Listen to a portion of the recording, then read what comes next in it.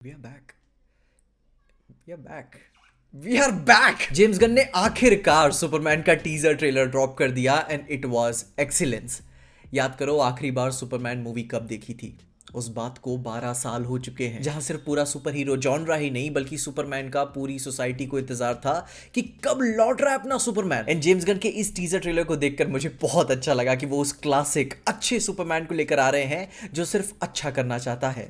उसे अपने से ज्यादा दूसरों की परवाह है, कोई सेल्फिश मोटिव नहीं, शोबाजी कोई नहीं करना। He is just a good simple optimistic guy. और आई होप जो बड़े होने के साथ साथ इतने सालों से वो जो एक अच्छा बच्चा हमारे अंदर जो मरता हुआ जा रहा था, वो इस मूवी को देख एक छोटी सी ही सही मगर एक उम्मीद की किरण लेके जिंदा रहे कि नहीं, क्लासिक अच्छाई की गर्माहट अभी भी जिंदगी में बाकी है। बहरहाल अब ये ड्रामा हम काफी लंबा खींच सकते हैं, पर अभी असली टीजर ट्रेलर की बात कर लेते हैं, जहां इस बार जेम्स भैया ने हमारे लिए क्या क्या चीजें छोड़ के रखी हुई हैं। जहां टीजर शुरू ही होता है सुपरमैन के डाउनफॉल से।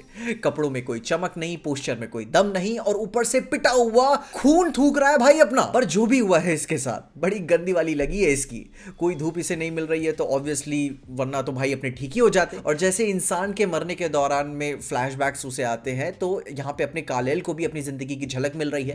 एंड अब आई मीन टीजर के नैरेटिव के मुताबिक मूवी में तो वो किसी और तरीके से उसे दिखाएंगे। एंड फिर वहां हमें देखने को मिलता है क्लार्क केंट की कैसे डेली ब्यूगल में वो अभी भी लिज्जत वाली जिंदगी चोमू लोगों से समझ रहे हैं वैसे ही जी रहा है, जिसमें अगर उस जितने भी आधे अधूरे न्यूज़पेपर को भी पढ़ो, उस ब्लर्ड न्यूज टीवी के टाइटल्स को भी देखोगे, तो मैन मेड नेचुरल डिजास्टर्स और हैमर क्रिएट्स हैवक जैसी कुछ जानकारी हमें देखने को मिलती है। क्योंकि जैसे मैं लीक्स में सुनने में आया था, उसके मुताबिक सुपरमैन से पहले ही इस दुनिया में वॉट की तरह एक प्राइवेट सुपर हीरो कंपनी है जो अपने मुताबिक सुपर हीरोज को चलाती है एंड अपनी कन्वीनियंस पे चीजों को रखती है। अब खैर इसके बारे में आगे बात करेंगे, लेकिन अभी रेचल ब्रॉसनाहन एज लुइस लेन का हमें इंट्रो देखने को मिल जाता है, जो भाई को गियर में ली रहेंगे कि दिन भर करता क्या रहता है तू, काम पे आ। लेकिन इस मूवी की रिपोर्ट्स के अनुसार लुइस और क्लार्क एक दूसरे को ऑलरेडी काफी अच्छे टर्म्स पे जान रहे होंगे। मे बी प्रोफेशनली वो मतलब चीज़ें कॉम्प्लिकेट नहीं करना चाहते ऑफिस में कि कंट्रोवर्सी क्रिएट हो। जिसके बाद हमें सुपरमैन का गांव भी देखने को मिलता है, उसके पापा अभी तक जिंदा हैं एंड आई थिंक कि हम जानते हैं कि आगे क्या होने वाला है। जहां बस यही थोड़ी सी टेंशन की बात है कि वो मौत का गम या गुस्सा कालहल किसी और पे ना निकाल दे। एंड तभी जो हमें नेक्स्ट शॉट में चीज देखने को मिलती है वो थोड़ी सी हैरान करने वाली है, क्योंकि एक इंसान से ज्यादा बैड एज एंट्री एक कुत्ते को मिली है इस टीजर में। Crypto is such a good boy यार। जैसे ही उसे सीटी सुनाई देती है वो फोर्ट्रेस ऑफ सॉलिट्यूड में ही रहा होगा और भागते हुए आया है, रगड़ते हुए।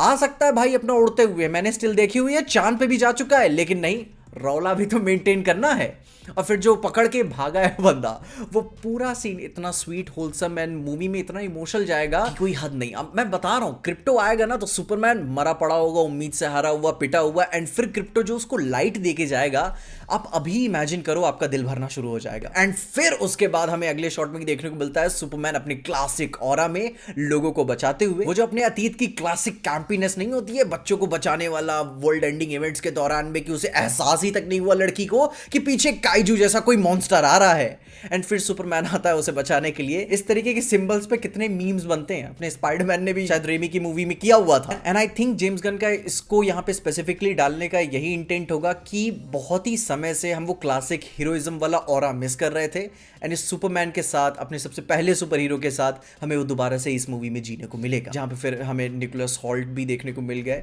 उनके सिर पे बाल नहीं है, कॉमिक एक्यूरेट रखा है, एंड शुरू से ये बंदा उस लाल अंडरवेयर वाले आदमी को पसंद नहीं करता। जहाँ फिर आगे हमें लूथर कोर का लोगो भी देखने को मिलता है, एंड जिस तरीके का क्रिएटिव डिजाइन उन्होंने दिया है, आई थिंक जेम्स गन कोई एक एवेंजर्स टावर्स जैसा स्टेटमेंट इस मूवी में देना चाहते हैं। अब खैर वो चीज क्रिएट होगी नहीं होगी वो तो मूवी से पता चलेगा। एंड फिर जैसे ही हमें ये टक्स एंड गन्स के साथ लूथर देखने को मिलता है, उसके हिसाब से हमें इस बात का आभास होता है कि सुपरमैन को भैया ने कैप्चर कर लिया है, क्योंकि उसके पीछे के कंपार्टमेंट्स नेक्स्ट सीन से काफी मैच होते हैं। एंड जैसे ही सुपरमैन को उस सीन के दौरान में लाइट मिलती है, उसकी बैटरी रिचार्ज होती है और वो बॉक्स तोड़ के निकल पड़ता है, जिसमें अब आगे एक सीन मुझे काफी अच्छा हिट करता है कि वो एक मिडिल ईस्टर्न कंट्री में एक बच्चे को, सुपरमैन को याद करने वाला सीन, जहां ये बात हमें ऑलरेडी पहले से ही पता थी रिपोर्ट्स के अनुसार कि सुपरमैन इंटरनेशनल बॉर्डर्स पे भी जाके काफी हद तक लोगों को बचाएगा। और यही चीज हैमर ऑर्गेनाइजेशन के बॉसेस को पसंद नहीं होगी, क्योंकि वो अपने एक्सक्लूसिव सुपर हीरोज के साथ एक एक्सक्लूसिव टेंडर्स और दायरे में रख के ही काम करते थे। लेकिन सुपरमैन किसी के साथ इन्वॉल्व नहीं है, तो वो सबके लिए एक समान है, सबको बचाएगा। और फिर जैसे ही उस बच्चे को सुपरमैन को याद करना हुआ, सुपरमैन 100% वहां पे पहुंचेगा। एंड यही वजह होगी कि मेजर इंटरनेशनल कॉन्फ्लिक्ट में इंटरफेयर करने की वजह से काफी बड़ा जियोपॉलिटिकल शिफ्ट आएगा, जो कि सुपरमैन से झेला नहीं जाएगा। एंड जहां असली में जिन्हें उसकी जरूरत है, बाहर के लोगों की उसको मदद चाहिए, तो उसके अपने ही अंदर के ही लोग उससे नफरत कर रहे हैं। मे बी कोई एक ऐसा इवेंट होगा जिसमें वो फेल हो गया होगा, किसी को नहीं बचा पाया होगा, जिसके बाद फिर हमें स्टैग इंडस्ट्रीज के चेले चपाटे आते हुए नजर आते हैं। फिर वो बोलेंगे कि हमको ज्वाइन कर लो, फायदे में रहोगे। एंड फिर हॉक गर्ल हमें देखने को मिलती है, गाय गार्डनर का ग्रीन लैंटर्न भी देखने को मिलता है। क्या हेयर कट दिया है भाई यार ऐसी क्या ब्रांडिंग होती है स्टैग इंडस्ट्रीज की। एंड उसके बाद वो सुपरमैन को जो क्राउड हैरास कर रही होती है, वो उसे अपना गाय गार्डनर उससे छुपा के उसे प्रोटेक्ट भी करता है। एंड फिर आगे में मिस्टर टेरिफिक भी सुपरमैन को बीच पे प्रोटेक्ट करते हुए नजर आता है, जिससे ये समझ आता है कि ये कॉर्पोरेट सुपर हीरोज की टीम भी सुपरमैन की बड़ी इज्जत करती है। एंड एंड तक वो शिफ्ट हो जाएंगे सुपरमैन के पर्सपेक्टिव में आने के लिए। एंड फिर हमें एक बहुत ही छोटा सा ग्लिम्स देखने को मिलता है रेक्स मेसन का, मेटामॉर्फो का। एंड आई डोंट थिंक ये बंदा सही तरीके से सही साइड में होगा, क्योंकि ये 100% हो सकता है कि ये स्टैग इंडस्ट्रीज के लिए काम कर रहा हो, पर ये बाकी सुपर हीरोज की तरह सुपरमैन के साइड में चला जाए, ये थोड़ा सा मुश्किल है सोचने में। जिसके साथ साथ हमें एक माइनर विलन भी देखने को मिलता है, जो कि एक फायर ब्रीथिंग जायंट काइजू है। एंड आई थिंक ऐसे कई सारी छोटी छोटी चीजें होंगी जो सुपरमैन की लाइफ को अलग तरीके से मोल्ड करेंगी, क्योंकि एक सीन के दौरान में, मोस्ट प्रोबेबली क्लाइमैक्स से पहले का वो एक सीन होगा, एंड बहुत ही डेविस्टेटिंग सुपरमैन के लिए होगा, क्योंकि उसका कैलेक्स रोबोट मर जाएगा हमेशा के लिए। एंड वो दुख सुपरमैन के लिए उन 3 बिल्डिंग्स के गिरने से ज्यादा बड़ा दुख होगा, क्योंकि वो कैलेक्स वाला रोबोट केयर टेकर था फोर्ट्रेस ऑफ सॉलिट्यूड का। एंड उसके मरने के बाद कैल-एल का इमोशनल होना बनता भी है, क्योंकि क्रिप्टॉन से वो उसकी आखिरी लिंक होती, और अब वो चला गया। दैट मीन्स कि अब तो कुछ रह ही नहीं गया।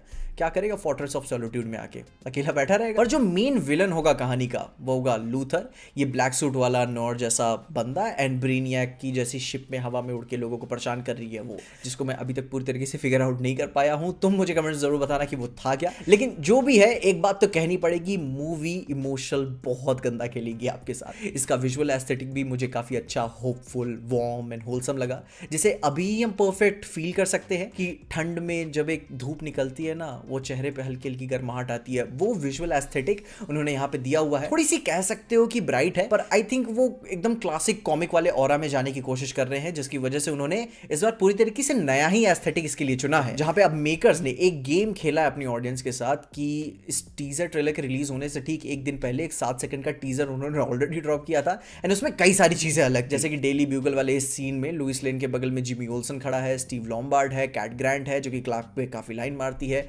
आई थिंक उसको नहीं पता होगा कि दोनों साथ में है, पर भाई तो अपनी पसंदीदा औरत के चक्कर में ही है, मतलब लुइस लेन। जहां फिर हमें इस टीजर में लव भी देखने को मिल गया, डेथ भी देखने को मिल गई, रोबोट्स भी देखने को मिल गए। एंड आखिर में जो हर जो चीज इसे बांध के रखती है, वो इसका बैकग्राउंड स्कोर, जो इलेक्ट्रीफाइंग रिफ दिया हुआ है थ्रू एंड थ्रू पूरे टीजर में, वो काफी हार्ड जाता है एंड स्टिल होपफुल रहता है। जहां मैं ये मना नहीं करूंगा कि थोड़ी सी कैंपी वाइब आती है इसे देखकर, लेकिन आई थिंक एक परफेक्ट बैलेंस था इसमें, क्योंकि वो पूरे क्लासिक कॉमिक वाले एस्थेटिक पे जा रहे हैं, जिसपे आई थिंक इस पॉइंट तक तो हम सबको ये बात मानी लेनी चाहिए कि there is no such thing called a bad James Gunn movie, जिसे देख के लगता है कि ये सीधे सीधे कॉमिक्स के पॉपीनेस को ही आपके सामने परोस रहे हैं, वो भी एक क्लासिक ऑनेस्टी के साथ, कि एक ऑल एंड ऑल बिना मिलावट के, बिना कोई अलग तरीके के इंटरप्रिटेशन के, जिस तरीके से इंटेंट किया गया था, वो क्लासिक ऑनेस्ट सुपरमैन होता कैसा है, जिसमें बस अब इसी बात का इंतजार है कि ये मूवी में हमें रुलाते कैसे हैं।